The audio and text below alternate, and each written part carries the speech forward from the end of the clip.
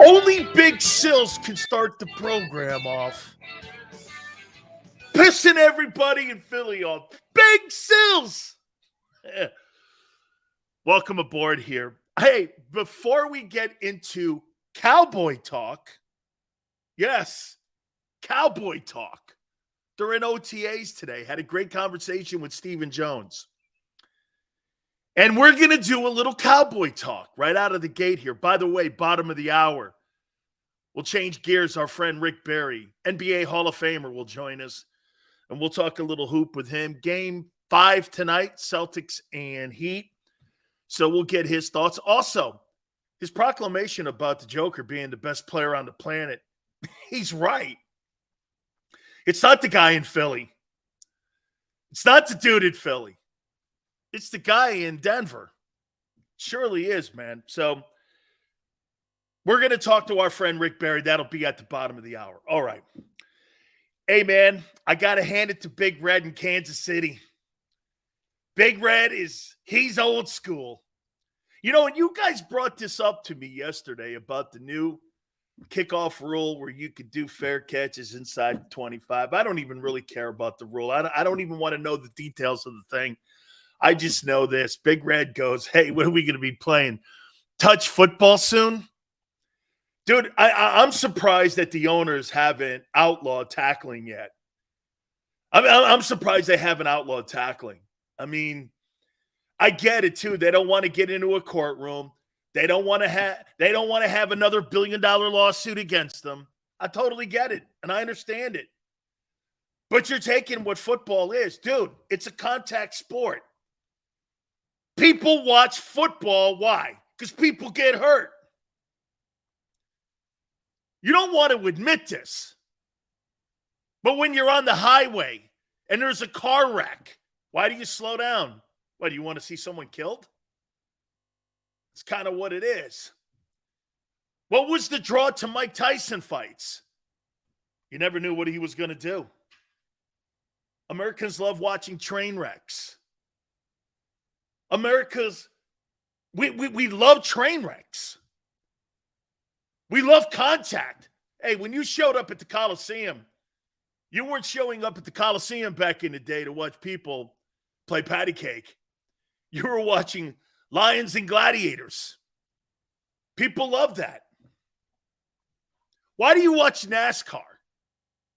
Well, because someone could get killed. You don't want to admit it. Why do you watch boxing? Because someone could get killed. There's an element to the sport you don't want to take away. You're never going to take the element of a potential serious injury like we saw with Hamlin last year with the Bills. You're never going to take that away. By the way, this is going to sound awful, Tone. Everyone, this is going to sound awful. That injury to that Buffalo Bill did more for the game and the exposure and the popularity of the game than anything you can ever have. That was worth $1 trillion in advertising. And notice, wow, the game is that dangerous? Well, I better tune it on. That kid getting hurt in that game in Cincinnati did more for the sport than Patrick Mahomes throwing 4 touchdowns. Because then you had the outlier fan going, that kid almost got killed on the field. No. He died twice, and they resuscitated him. What? Really? Shit. We're always intrigued with that.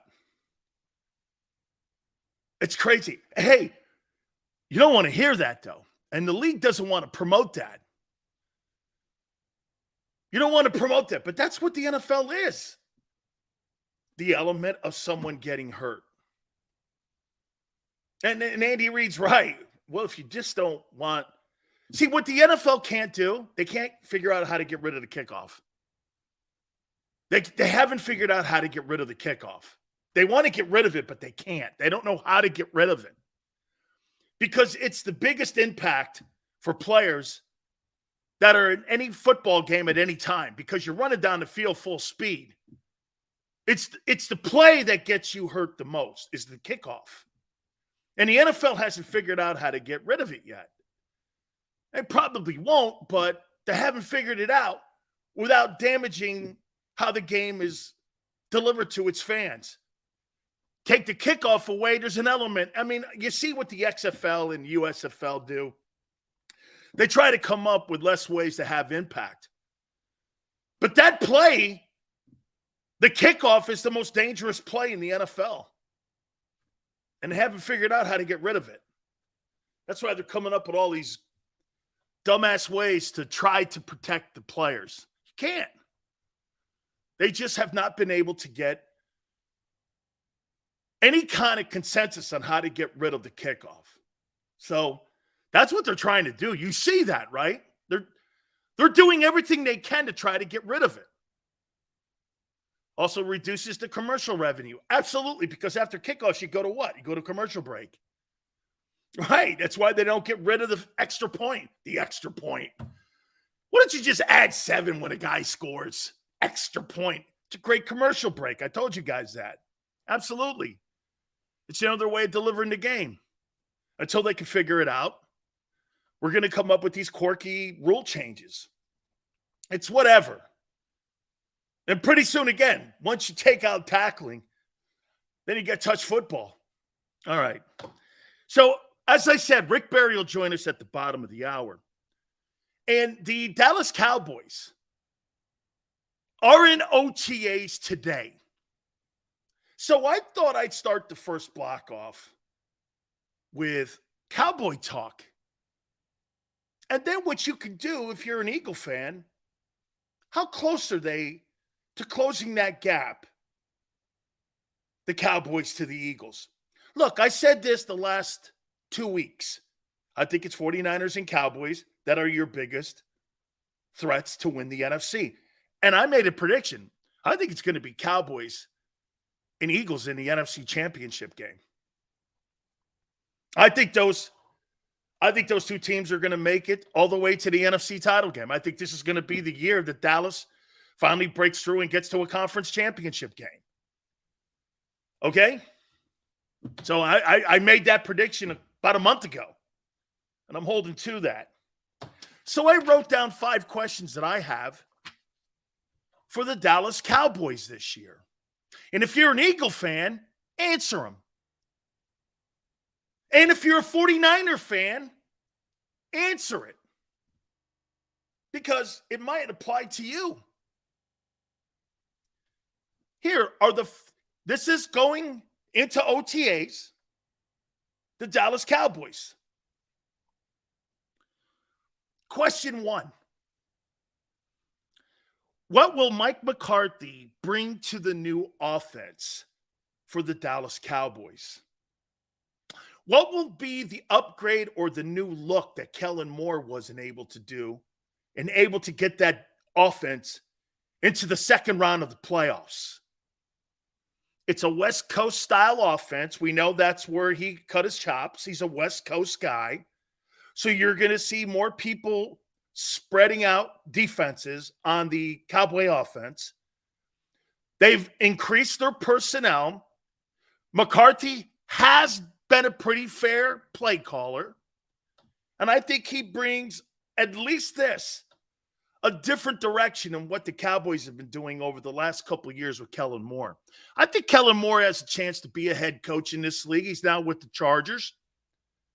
But to me, again, I think it's going to be interesting to see what he adds to the Dallas Cowboy offense. Question 2, Cowboys and OTAs today. And by the way, if you're Sean Desai or the Eagles and Mike McCarthy's the offensive coordinator / head coach on the other side, he's no Andy Reid. What would Mike McCarthy and that West Coast style offense do immediately to Sean Desai and that Eagle defense? They're going to try to run the ball on you. They're going to try to run the ball. I believe they're going to. And I think they're going to be heavy in the slot. You're going to see the slot be a big time. I don't really think they're that great at tight end, the Cowboys. going into OTAs. I don't really think they're that great. I think they're going to go by committee in the offensive attack at the tight end position. I think they're going to be by committee, and I think that hurts them a little bit. Number 2, how will the Cowboys use Micah Parsons this year? You know, he's labeled as a linebacker defensive end. Are the Cowboys and Dan Quinn, as they're going through OTAs, and again, I talked to Stephen Jones last night, and I said this to him. I go, are you going to have this guy stationary at one position, defensive end or linebacker? He goes, I don't believe we're going to go into training camp with that philosophy.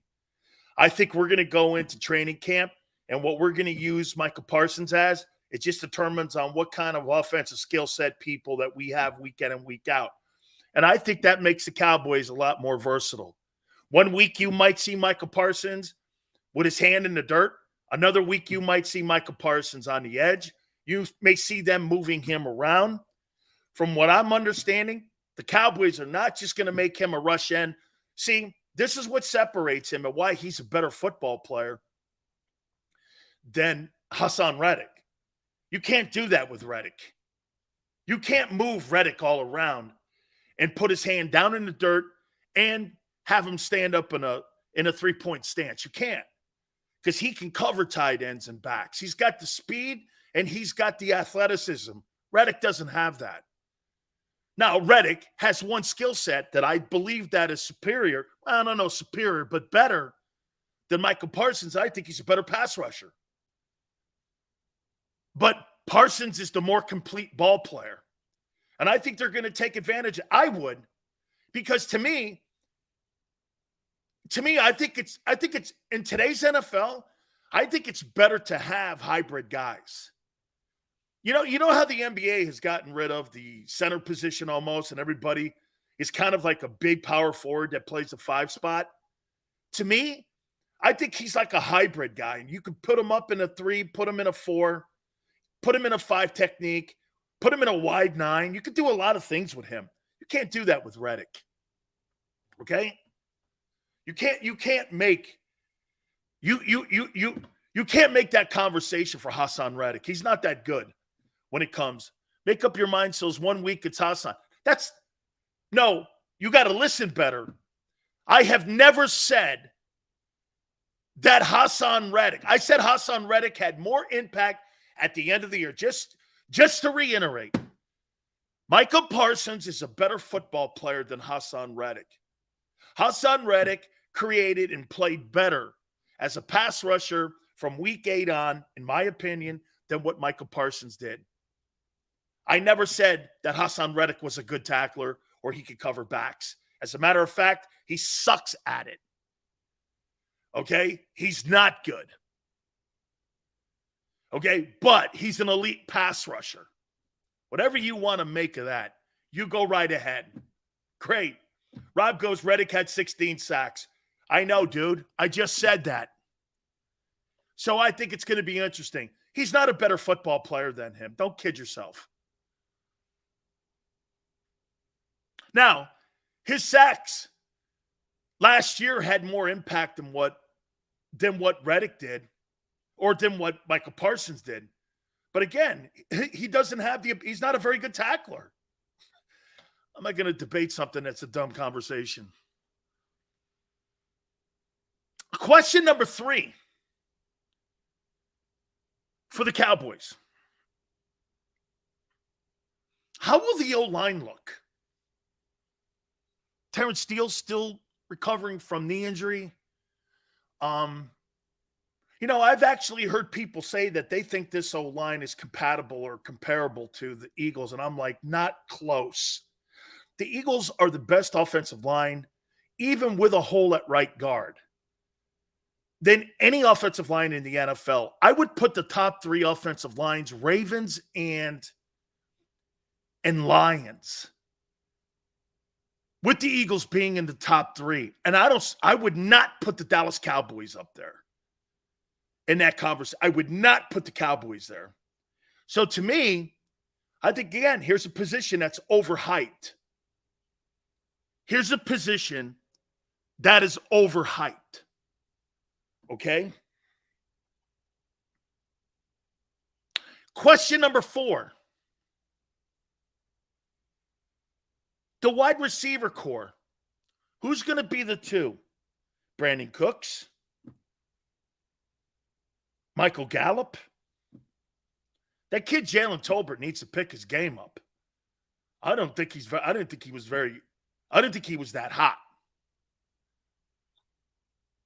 So, who's going to be the 2-hole guy?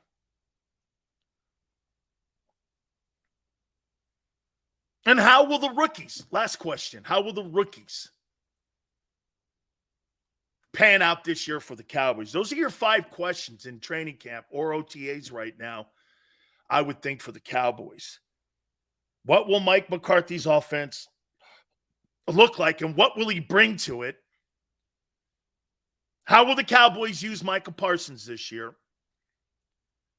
How will that O-line look?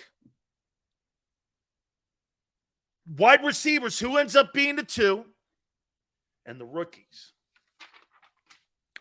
Now I want to get into a topic that I saw a comment that Devontae Smith made. How many people believe that Devontae Smith is a top 10 wide receiver? By the way, bottom of the hour, our friend Rick Barry. How many people believe that Devontae Smith is a top 10 wideout? He believes he's a top 10 wideout. How many people believe he's a top 10 guy?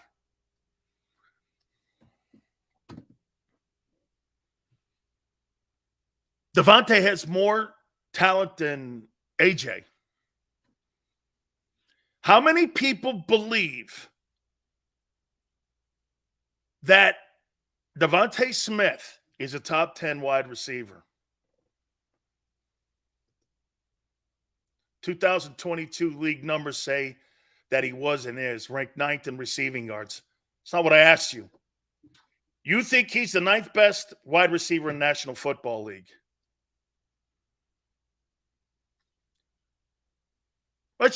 Let's play a game.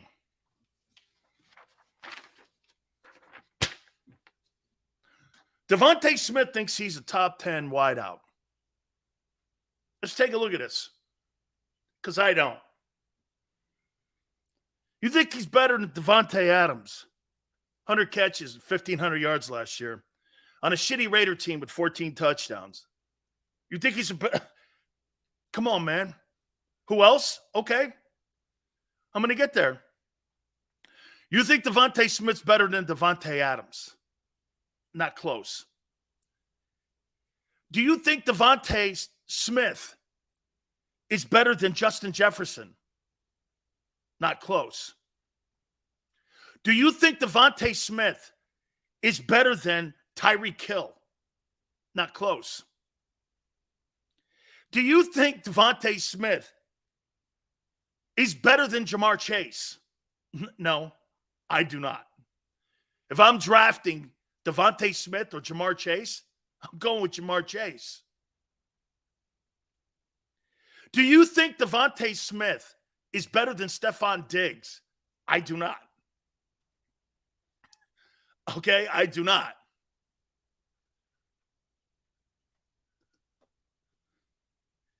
Do you think that Devontae Smith is a better wide receiver than Cooper Kupp? He had better numbers. Kupp got hurt. You think he's a better receiver than Cooper Kupp? He's not. Do you think that Devontae Smith is a better receiver than A.J. Brown? No. I'm at 7 now. Do you think that Devontae Smith is a better receiver than Deebo Samuel? I do not. Do you think that Devontae Smith is a better wide receiver than Mike Evans? He's not. Do you think Devontae Smith is a better wide receiver than Terry McLaurin? He's not. Okay, so there's 10. Let me throw some other ones at you. You think he's better than DK Metcalf? He's not. You think he's better than Jalen Waddle? He's not. He's not better than DeAndre Hopkins. Shit, I'm at 13. Do you think he's better than CeeDee Lamb? So wait, if I'm going to draft a wide receiver here, am I going to draft Devontae Smith over Jalen Waddle? Jalen Waddle, the last 2 years, with a cast of here. Let me take a look at that. Since Tone's bringing up stats, by the way, Tone did say top 15. I think he's somewhere in there too. I do. So let me see Jalen Waddle. Jalen Waddle's stats. Since we're going with stats,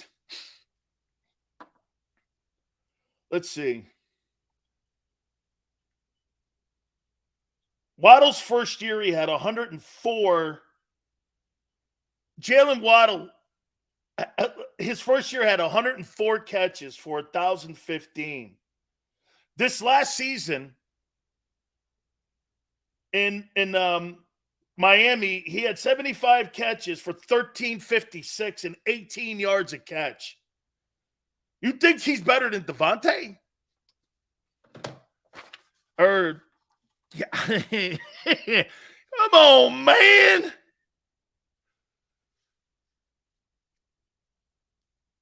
So where would you put him? 15th? Probably right. He ain't no top 10 wideout. And by the way, if he's the number one option and AJ ain't on that team, I don't know. He's Adam Thielen. No. He's not Adam Thielen. I'm kidding. Don't go crazy. I'm kidding. He's not Adam Thielen. But you know what though? Here, let's be real here a little bit. I like his attitude. I want him to think he's a top 10 guy. Now, do I think he's here? Do I think the kid has the potential to be here a Marvin Harrison? Sure, I do. I see Marvin Harrison when I see Devontae Smith. Marvin Harrison's a Hall of Fame wide receiver. So don't get your panties in a bind over this. Marvin Harrison, now he did have Peyton Manning. Okay? Eddie goes trolling because I think A.J. Brown's better than Devontae Smith. That's trolling? Where on that list would you put him in the top 10? He has nothing on his stat sheet that says he's better than Mike Evans. He has nothing on that stat sheet that says he's better than Deebo Samuel. Who would you rather throw the ball to, Deebo Samuel or Devontae Smith, if you were the only option? I'm going to Deebo. He's a more physical player. So's Mike Evans.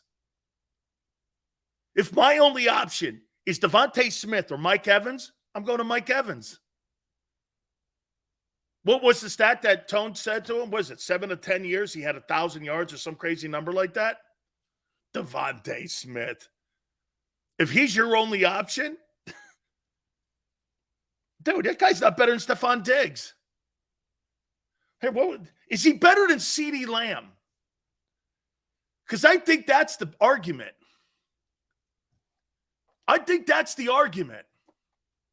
Mike Evans has 1,000 yards in every season of his career. That's insanity. So you think, well, I'm not even going to go there. Top 3 wide out. Okay. Wow. The homerism with the Eagle fans is out in force today. Holy cow. It is out in force. He's a top 3 wide out. So you would take Devontae Smith over Justin Jefferson or Tyreek Hill. Excuse me. Or again, over AJ. So you think he's the best receiver If he's a top 3 receiver, you think he's better than A.J. Brown? Debo's a joke? Okay. Oh, man. Wow, the homerism. Bro, I'm just happy we have 2 wide receivers in a discussion as an Eagle fan. That is cool. That is cool. You're right, because most teams only have 1. You're dead right. You, Cincinnati. I mean, look at Kansas City. Kansas City has no conversation. It's actually a fantastic point. You're debating right now on what guy's going to end up being, okay, a superstar player in 5 years. You got to remember something about A.J. Brown. He's only 25. We're not talking about an older player here. I believe Smith is better than CD because he can play everywhere. CD only wins in the slot.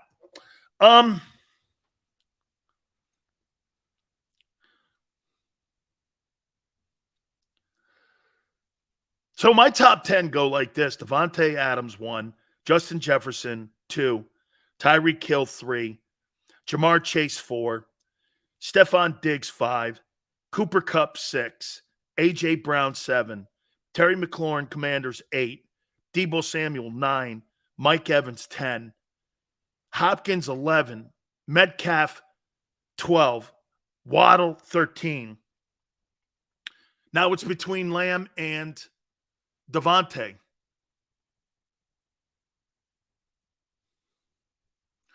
Who's bigger, Tone? Who's a bigger player? You know, Devontae Smith does play in a power offense.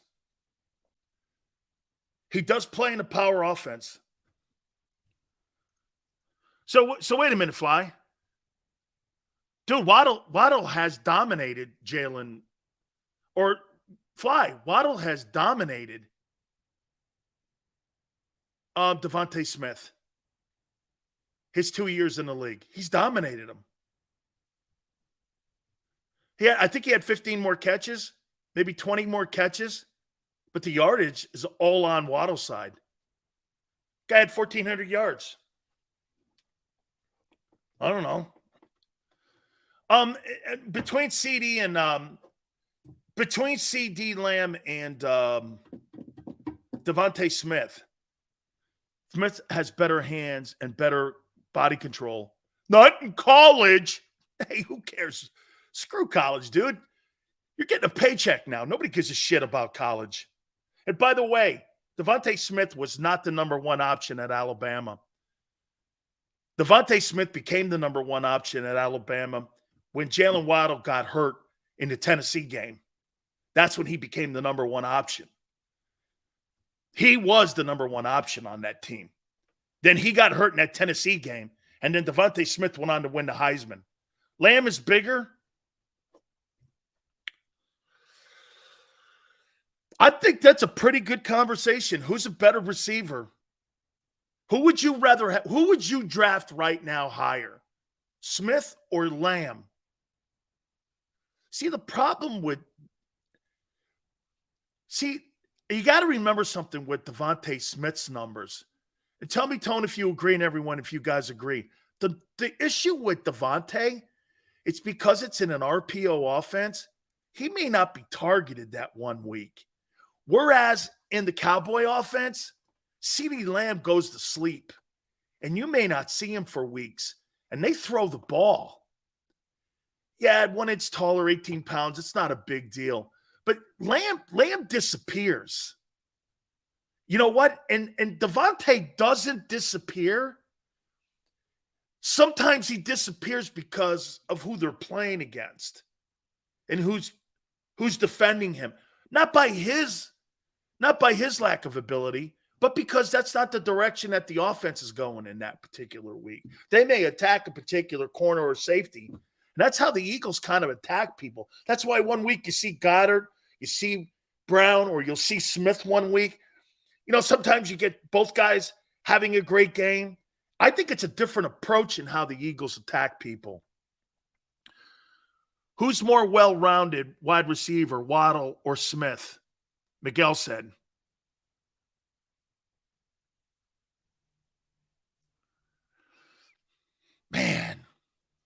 Hey, by the way, I don't think that when I say that Waddle's a better player, I'm not saying that it's like massive. I'm saying that, and you got to always worry about empty calorie stats in Miami when you're out of a race and you're just doing it for yards. You know what I mean? So you got to worry about that. You know, do we agree with this? To me, Devontae Smith plays in a more structured offense, maybe in a really structured offense than any of these other guys. These other guys have a lot of latitude to break routes. That's one thing you're never going to see with Devontae Smith. I think he's in a more controlled offense. And I think that's good. I think what he did last year, and he picked his game up from like week 8. If you look at the first half of his season, I mean, dude, that guy had a donut at one time. Okay? Top 10 wide receivers don't have donuts. Now, you may have a donut in that offense. Okay? He got those numbers in an RPO. That's when we were talking to Bruce Arians yesterday. Bruce is like, dude, I mean, this guy's the best option quarterback that the NFL has ever seen that can throw. That was my takeaway. And that is my takeaway. I mean, he is like an old veer quarterback and an old option wishbone quarterback who can actually throw. The big deal with those quarterbacks back in the day, 70s and 80s, those guys couldn't throw the ball to save their lives. That's why none of them went on to really be NFL guys. They couldn't play because they couldn't throw the ball. Or the NFL offensive coordinators didn't want to put that offense in.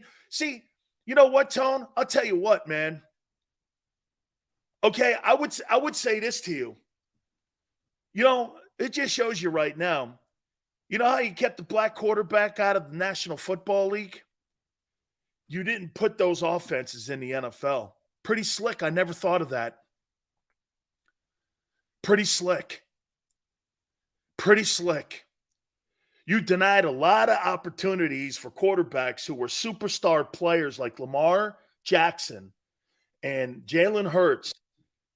And now that's a pretty good conversation. I had never really thought about that before. That to me.